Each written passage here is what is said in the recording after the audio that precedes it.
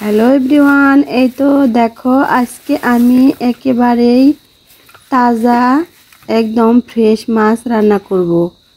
অবশ্যই কিন্তু দেখতে ভুলবে না। এই তো মাছগুলো একটু তোমাদেরকে দেখিয়ে আমি কেটে ধুয়ে সুন্দর করে পরিষ্কার করে নিয়েছি। একদম ফ্রেশ মাছ, তাই রান্না করব উস্তে দিয়ে। উস্তের ঝোল হবে আজকে। উস্তেগুলোও কিন্তু একদম টলটলে, এগুলা কিন্তু খুবই সুন্দর দেখতে। রান্না করতেছি, দেখো সব কিছু রেডি করে নিয়েছি। এখন শুধু চুলায় দিয়ে দিব। অনেক বন্ধুরাই শুধু দেখে যায়, একটা লাইক কমেন্ট করে না। এই দুঃখে মনে হয় আর ভিডিও করব না, কিন্তু দিন শেষে আবার মনে হয় বন্ধুদের সাথে একটু কথা বলি। তাই যা পারি তাই দিয়ে থাকি। জানি না ইউটিউবের পছন্দ হয় কি না। অনেকে বলে অনেক সেটিং আছে, অনেকভাবে ভিডিও ছাড়তে হবে। এখন দেখি ভিডিও অবশ্যই র্যাঙ্ক করতেছে অনেক জায়গায় থেকেই।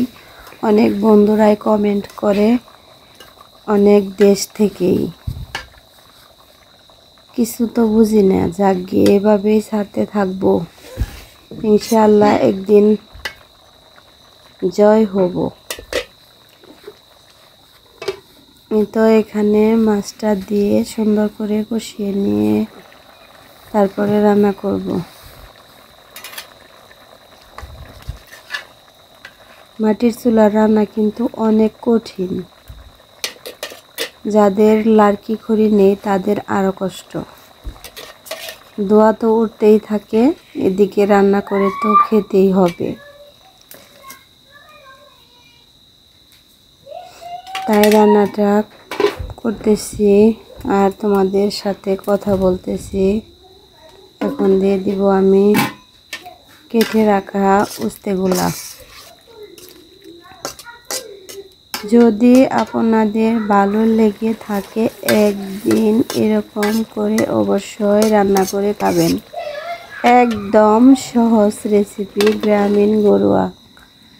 এভাবেই গ্রামের মানুষ বেশিরভাগ খেয়ে থাকে। উস্তাটাও কিন্তু আমি কষিয়ে নিয়েছি। উস্তা খুব একটা না কষাইলে ভালো হয়, তাই খুব তাড়াতাড়ি ঝোলটা দিয়ে দিয়েছি। আর উস্তের তরকারি কিন্তু আঠালো হবে না, তাই তোমাদেরকে একটু বললাম। দেখো কীরকম হয়েছে রান্নাটা, কিন্তু আমার প্রায় হয়ে আসছে। তো দেখো কত সুন্দর ভিউ।